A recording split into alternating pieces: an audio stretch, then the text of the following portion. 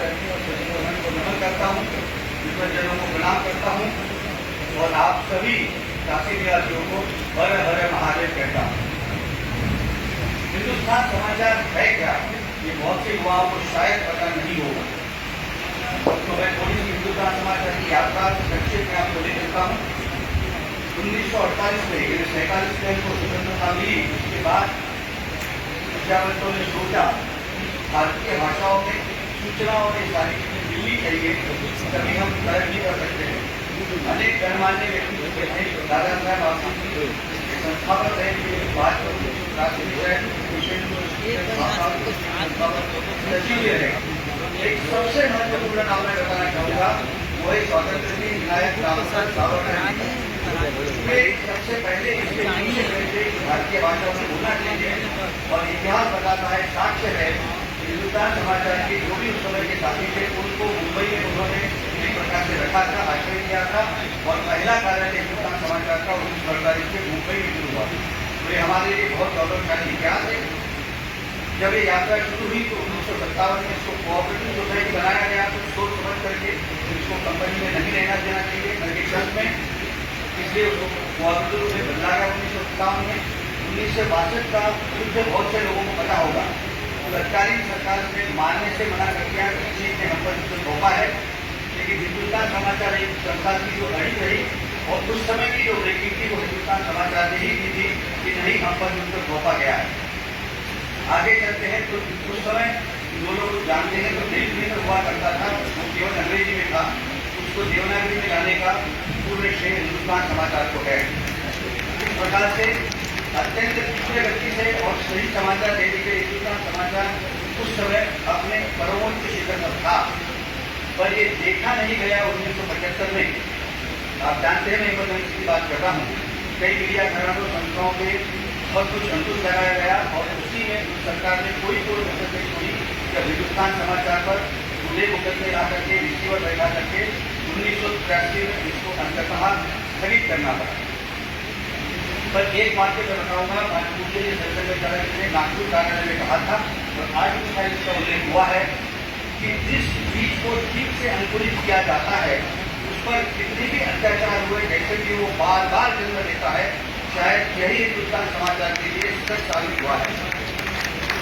हमारे उस समय साथियों ने केसेस लड़ी, माननीय उच्च न्यायालय दिल्ली ने 1999 के आसपास निर्णय दिया कि जो सरकार ने किया ये सरासर गलत है। क्योंकि एक कोऑपरेटिव सोसाइटी, देखिए 1957 में कोऑपरेटिव सोसाइटी बनाने का फायदा, यदि कोई शेयर होल्डर जीवित है अपनी गणेश शुरू कर सकते हैं, वो एक बार उसको यूज कर सके। कोर्ट का आदेश मानते हुए हमारे बेहतर प्रचारक रहे, सबने प्रचारक भी थे, बाद में प्रचारक 12 साल यूनिवर्सिटी के क्लियर सर्टिफिकेट है, ऐसे श्रीकांत की दोषी ने इस भविष्यवाण को महादेव की नगरी में बताना चाहूँगा कि उठाने का निश्चय किया और इसको एक एक करके कदम दर कदम इसको आगे बढ़ाते गए और इसको पुनर्जीवित किया। जो प्रचारक थे हर स्थान पर जाकर के उन्होंने एक एक भीड़ रखी और इसको भी बढ़ा दिया। बहुत से चढ़ाव और उतार हिंदुस्तान समाचार में आए हैं। और एक बात मैं बताना चाहूँगा, सरकार जिसे हमने पूछा था, हमने ऐसे किसी ने कि हिंदुस्तान समाचार की क्यों चलता है और कैसे चलता है, तो बहुत ही सुंदर उत्तर था। मुझे लगता है, माननीय सरकार जी कह रहे, मुझे लगता है कि स्वयं सेवकों का मन है तो हिंदुस्तान समाचार को चला रहा है। शायद ये सच है। आगे बढ़ते हुए जब कुछ परिस्थितियाँ कठिन आई तो मैं 3 महत्व के नाम लेना चाहूँगा।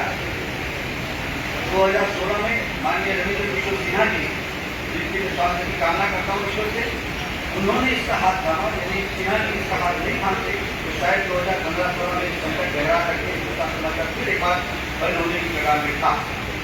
उसके बाद कोविड का भयंकर काल आया, अब उसको भी सहन करते आगे बढ़ते गए।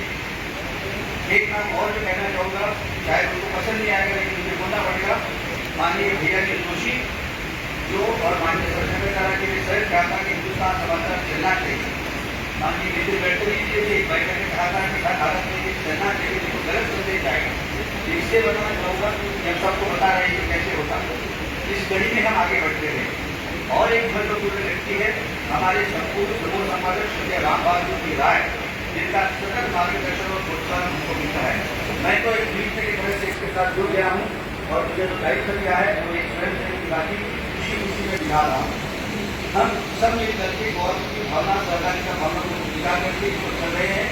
तो पत्रिकाएं जो आपने जिनकी मूवियाँ निकाल रहे हैं, नवोत्थान और युवाता, नवोत्थान भारतीय संस्कृति को प्रस्तुत करती है और युवाता कार्य कॉमिक से लेकर अन्य विचारों के लिए देती है। इस समय आपकी हिंदुस्तान समाचार 15 भाषाओं में एक साथ समाचार देंगे। यदि मेरी जानकारी सही है तो विश्व में हम एकमात्र ऐसी एजेंसी है जो 15 भाषाओं में और अंडर वैल्यू एक साथ हम समाचार दे रहे हैं। इस समय हम प्रसार भारती और अन्य कई सब्सक्राइबर्स को देते हैं, डेली हेल्थ में देते हैं, नजर व्यापार से लेकर पोस्टर से लेकर अलग से देते हैं। हमारा कारोबार धीरे धीरे बढ़ रहा है, चुनौती अनंत है, लेकिन हम डगमगाएंगे नहीं, हम आगे बढ़ेंगे क्योंकि ईश्वरीय कार्य हम मानते हैं, राष्ट्रीय कार्य मानते हैं। अमित भाई ने कहा कि भाषा का प्रचार प्रसार करना है, तो एक साथ 15 भाषाओं में हम लोग काम कर रहे हैं। मैं बाबा विश्वनाथ जी के छोटे बाबा से यही मांगता हूँ कि इसको ऐसा कुछ प्रदान करते रहे, हमारी मेहनत को ऐसा कुछ आशीर्वाद मिले कि हम हमेशा की तरह आगे बढ़ते रहे। हर वर्ष हम काशी में आके कार्यक्रम बनाते हैं, निरंतर ये यात्रा चलती रहे। मैं हूँ न हूँ, हम भय न हूँ, चलती रही, ऐसी मैं आशा प्रदान करता हूँ। और चूंकि अब मुझे समय बताना है तो मैं अपनी वाणी को विराम दे रहा हूँ, लेकिन उसके पहले जो बातें बता रहा हूँ, इसके बाद जिनको आप लालायित हैं, ऐसे हमारे मुख्यमंत्री जी माननीय